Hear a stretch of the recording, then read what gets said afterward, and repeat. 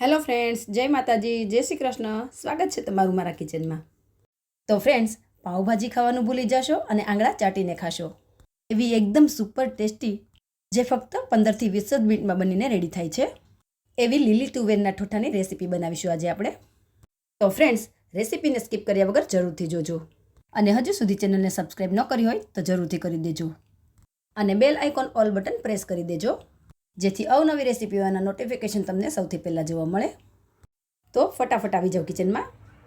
તો લીલી તુવેરના ઠોઠા બનાવવા માટે અહીંયા મેં 1.5 કપ જેટલા તુવેરના દાણા લઈ લીધા છે. તેને આપણે બાફી લઈશું. ફ્રેન્ડ્સ, મોસ્ટ ઓફ આ રેસીપી સૂકી તુવેરમાંથી જ બનતી હોય છે, પણ અત્યારે શિયાળાની સિઝનમાં આ રીતે લીલી તુવેરમાંથી પણ બનાવી શકાય છે. તો હવે તુવેરના બાફવા માટે આપણે 1/2 કપ જેટલું જ પાણી એડ કરવાનું છે. હવે તેમાં 1 ટીસ્પૂન જેટલું મીઠું એડ કરીશું અને 1 ટીસ્પૂન જેટલી ખાંડ એડ કરીશું. ખાંડ એડ કરવાથી શું થશે?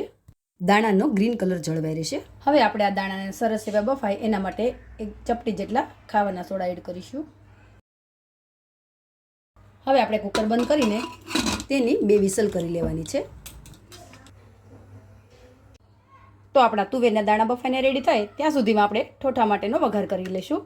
અને વઘાર માટે મેં અહીંયા મોટી સાઈઝના 3 નંગ ટામેટાં લઈ તેની પેસ્ટ કરી લીધી છે અને 3 મોટી સાઈઝની ડુંગળી લઈને તેની પેસ્ટ કરી લીધી છે અને આદુ, મરચાં અને લસણની પેસ્ટ લઈ લીધી છે.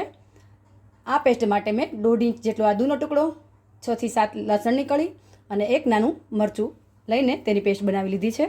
તો હવે આપણે તેનો વઘાર કરી લઈશું. તો વઘાર કરવા માટે મેં અહીંયા એક પેન લઈ લીધું છે. તેમાં આપણે 2 ચમચા જેટલું તેલ એડ કરીશું.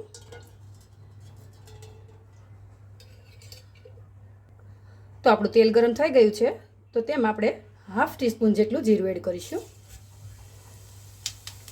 ત્યાર પછી આદુ, મરચાં અને લસણની પેસ્ટ એડ કરીશું.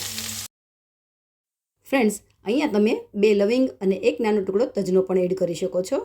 હું અત્યારે એડ નથી કરી રહી. હવે આપણે તેમાં બનાવેલી ડુંગળીની પેસ્ટ એડ કરી દઈશું અને હવે આ ડુંગળીને આપણે 2 થી 3 મિનિટ માટે કૂક કરી લેવાની છે. તો આપણી ડુંગળીને કૂક થતાં 3-1 મિનિટ જેવું થઈ ગયું છે. તેમાંથી તેલ પણ રિલીઝ થવા લાગ્યું છે. ફ્રેન્ડ્સ, અત્યારે હું તમાલપત્ર એડ કરી રહી છું. પહેલાં હું ભૂલી ગઈ હતી એટલા માટે. તો હવે આપણે તેમાં 1 કપ જેટલું ઝીણું કટ કરેલું લીલું લસણ એડ કરી દઈશું.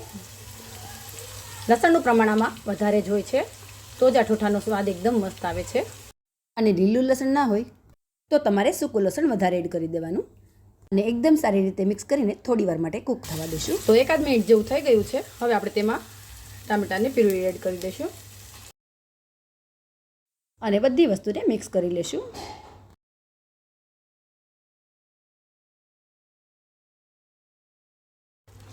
હવે આપણી આ પેસ્ટ એકદમ ફટાફટ કૂક થાય એના માટે સ્વાદ પ્રમાણે થોડું મીઠું એડ કરીશું. હવે આ બધી જ વસ્તુને એકદમ સારી રીતે મિક્સ કરીને 2 થી 3 મિનિટ માટે કૂક થવા દઈશું અને ગેસની ફ્લેમ આપણે એકદમ મીડિયમ રાખીશું. તો 2 થી 3 મિનિટ જેવું થઈ ગયું છે. આપણે આ પેસ્ટમાંથી સાઇડ્સમાંથી તેલ પણ છૂટું પડવા લાગ્યું છે. તો હવે આપણે તેમાં મસાલા એડ કરીશું. તો પહેલાં 1/2 ટીસ્પૂન જેટલી હળદર એડ કરીશું.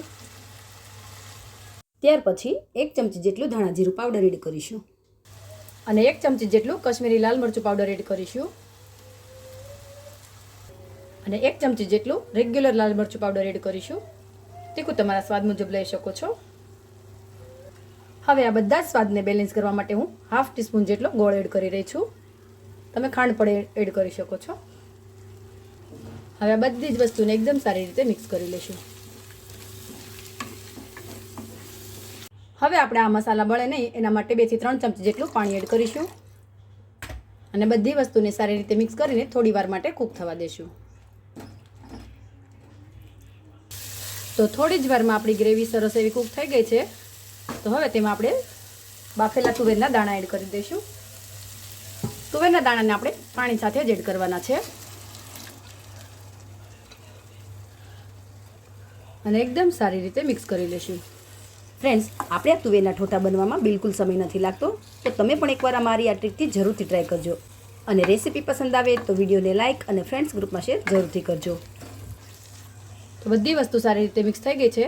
હવે આપણે આ તુવેરના ઠોઠામાં ગ્રેવી કરવા માટે થોડું ગરમ પાણી એડ કરીશું અને ગરમ પાણી એડ કરવાથી શું થશે?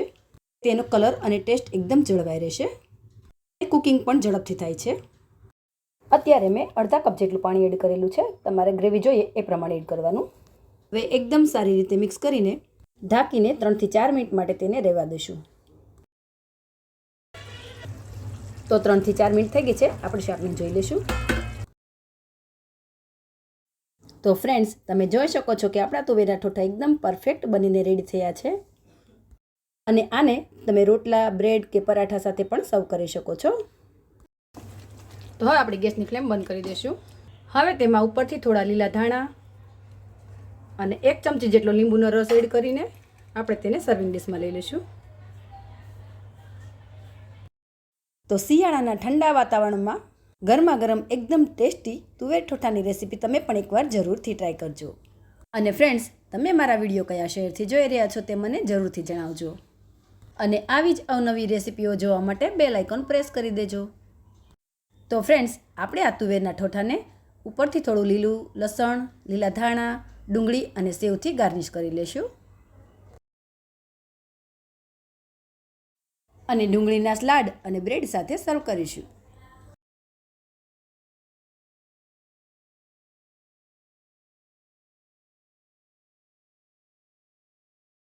તો બાય ફ્રેન્ડ્સ, જય માતાજી, જય શ્રી કૃષ્ણ. ફરી મળીશું નવી રેસીપી સાથે.